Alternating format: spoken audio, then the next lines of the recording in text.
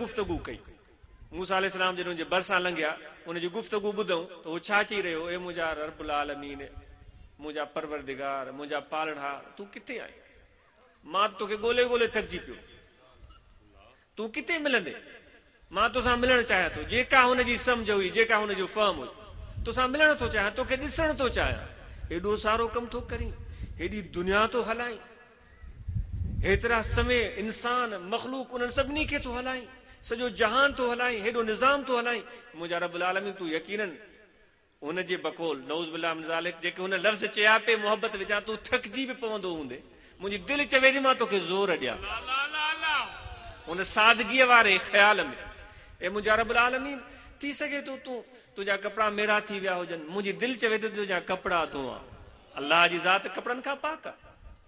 ए मुंहिंजा रब्बुल आलमीन, मुंहिंजी दिलि थी चवे तुंहिंजा वार संवारियां, मुंहिंजी दिलि थी चवे तुंहिंजी ख़िदमत कयां, तुंहिंजा पेर धोआं। अहिड़े क़िस्म जा हू लफ़्ज़ चवंदो। मूसा अलैहिस्सलाम हिकु जलाल वारा, अज़मत वारा नबी, शरीयत जा साहिब, हुन जॾहिं इहा ॻाल्हि ॿुधी हुनखे तंबीह कई। पाण फरमाए, तूं ही कहिड़ी गुफ़्तगू करे पियो बेवकूफ़? अलाह ताला जी ज़ात थकजण खां पाक आहे, अलाह ताला जी ज़ात असां जहिड़े वजूद खां पाक आहे। उनजो वजूद उनजे पंहिंजी अज़मत मुताबिक़ आहे, उनजी ज़ात निंड खां पाक आहे, उनजी ज़ात लिबास खां पाक आहे। उनखे पंहिंजे वजूद ते क़यास न कर, तूं त बदअमल, तूं त हिकिड़ो ग़लति कमु करे वेंदो आहे। हुन जॾहिं इहा ॻाल्हि ॿुधी चई, वाकई मूंखां ग़लति कमु थियो। रूमी रहमतुल्लाह अलैह फरमाए थो, हुनजे अखियुनि मां आब वही हलियो, हू मायूस थी वियो ऐं रड़ियूं करे जंगल तरफ़ भॻो। जॾहिं मूसा अलैहिस्सलाम मथे तूर सीना ते पहुतो त अलाह ताला जी ज़ात हुन सां ख़िताब फरमायो त मुंहिंजा प्यारा पैगंबर, मां तोखे मोकिलियो आहे इन लाइ त जेके माण्हू मूंखां परे आहिनि, दूर आहिनि, उन्हनि खे तूं मुंहिंजे वेझो करीं। या तूं वरी कहिड़ो कमु शुरू कयो आहे, जेके पहिरियां ई मुंहिंजे वेझो आहिनि उन्हनि खे तूं परे करे छॾियो। मूसा अलैहिस्सलाम खे अलाह जी तरफ़ां तंबीह थी, हुन पंहिंजी कम अकली कम इल्मीअ जे बावजूद जेके लफ़्ज़ चया पे ज़ाहिरी, उन लफ़्ज़नि जे बजाए जेको हुनजी दिलि में मुहबत ऐं शौक़ अलाह जो हुयो, अलाह ताला जी नज़र उन मुहबत उन शौक़ जे मथां हुई। त दोस्तो, इहा शौक़, इहा मुहबत अलाह वारनि जी सोबत में सिखबी आहे, उन्हनि जी ख़िदमत में सिखबी आहे, उनजे निगाह करम सां इहा ॻाल्हि दिलि में पैदा थींदी। वञ त केतिरा आलिम, मौलवी, मुफ़्ती, पीर, फ़क़ीर, असां तव्हांजे विच में निमाज़ूं पढ़ंदासूं, जॾहिं वरी पंहिंजे में हूंदासूं निमाज़ खां जवाब ॾिसण वारा हूंदा, असां सवें सुठा कम कंदासूं, सुहिणियूं ॻाल्हियूं कंदासूं, सुहिणा अमल कंदासूं, तनाई में हूंदासूं, असांजो अमल हुनजे बिल्कुलु ख़िलाफ़ हूंदो। इन मां मालूम थो थिए त असां मख़लूक जी ख़ुशनूदी में रुधल आहियूं, ख़ुदा जी ख़ुशनूदी असां नथा चाहियूं। त दोस्तो, पंहिंजे नफ़्स जी तरबियत ऐं इस्लाह तॾहिं थींदी जॾहिं मुरबीअ वटि वञिबो, जेको तरबियत कुनिंदा आहे, मुर्शिद जी ज़ात। जीअं की हिकिड़े काठ खे ड्रखण ठाहे ठोके उन मां बहितरीन सुहिणी का बि शइ तख़लीक़ कंदो, जेका इस्तेमाल जे क़ाबिल दरवाज़ो ठाहींदो आहे। पहिरियां जेका उहा काठी हुई, उनजी क़ीमत 500 हुई, त दरवाज़े जी 5000 थी हुई। उनजी मेहनत, उनजे हुनुर, उनजी तरबियत उनखे एतिरो क़ीमती बनाए छॾियो। अहिड़ो ई मिसाल असांजो आहे। जेकॾहिं असां कंहिं तरबियत कुनिंदे जे हथ नथा अचूं, अहिड़े सां दोस्ती नथा रखूं, बल्कि हिन हुन सां दोस्ती रखूं था, त दोस्तो जहिड़नि सां दोस्ती हूंदी उहे असर असांजे मथां पवंदो। रूमी रहमतुल्लाह अलैह फरमाए, पोइ ऐं ॾेॾर जी दोस्ती थी हुई पाण में। उहो ॾेॾर जेको हमेशह पाणीअ में रहंदो, महफ़ूज़ ऐं बहितरीन जॻह ते, उनजी कोई सां दोस्ती थी वई त कोई हुनखे चयो त हाणे मुलाक़ातूं थियण मुश्किल थी वियूं आहिनि, मां तुंहिंजे फिराक में तड़पां पियो, तोखे सॾ कयां थो, तूं ॿुधी कोन थो, तूं पाणी में मौजूदु आहीं, हाणे मुलाक़ात कीअं थियणु घुरिजे? त रूमी रहमतुल्लाह अलैह फरमाए त हुननि हिक ॿिए जे ॼंगुनि में रसियूं ॿधियूं, पोइ छिकींदा हुया, हिक ॿिए से सॾण जे लाइ रसीअ खे छिकींदा हुया, हुनजो मुलाक़ातूं थींदियूं हुयूं।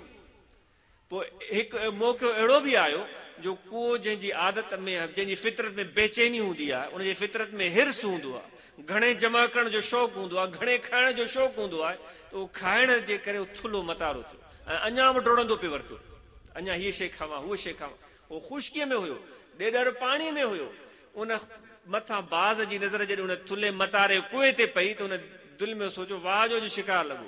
रूमी रहमतुल्लाह अलैह फरमाए थो, उन लामारो ॾिनो, उन कुएं खे पंहिंजे चंबे में पकड़ियईं, जॾहिं मथे हवा में उॾामियो त उहो ॾेॾर जेको पाणीअ में हुयो, उनजे ॼंघ में बि रसी ॿधल हुई, त उहो बि मथे उन बाज़ जे पोयां लड़कंदो वियो।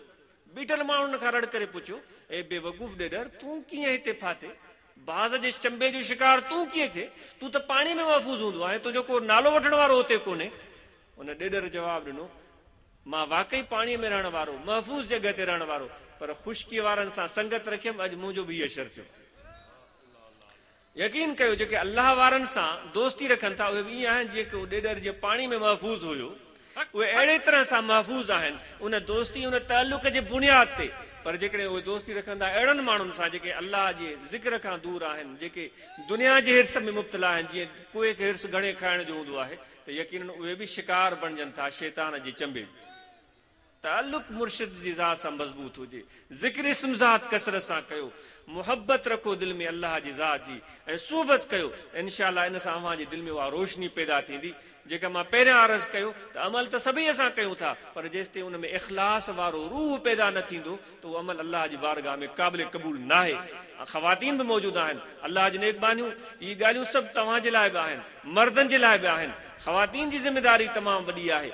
मर्द ऐं औरत गॾिजी पंहिंजे घर जे माहौल खे बहितर बनाए, हिक ॿिए जो एहतराम कनि, हिक ॿिए खे सुठनि लफ़्ज़नि में यादि कनि। ईअं न हुजे जो पीउ खे अकेलाई में पुट ऐं धीअर मिलनि त उन्हनि सां गॾु वेही पंहिंजे घर वारे जूं शिकायतूं करे, उहा रन अहिड़ी आहे, उहा अहिड़ी आहे, उहा अहिड़ी आहे, हीअं कीअं हीअं कीअं।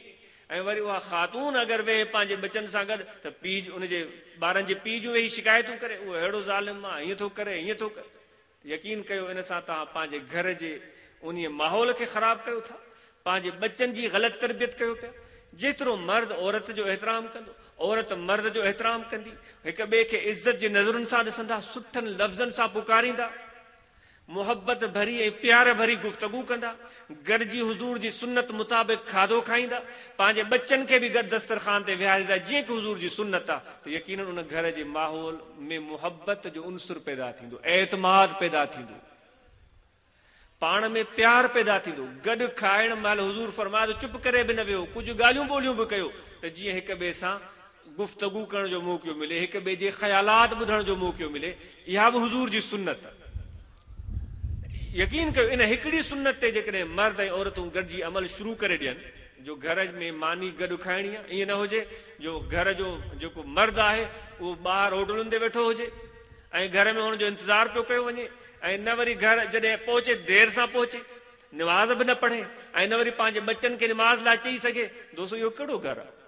उहो कहिड़ो घर आहे? इनखे घर त चई नथो सघे, इहो त हिकिड़ो मुसाफ़िर खानो आहे।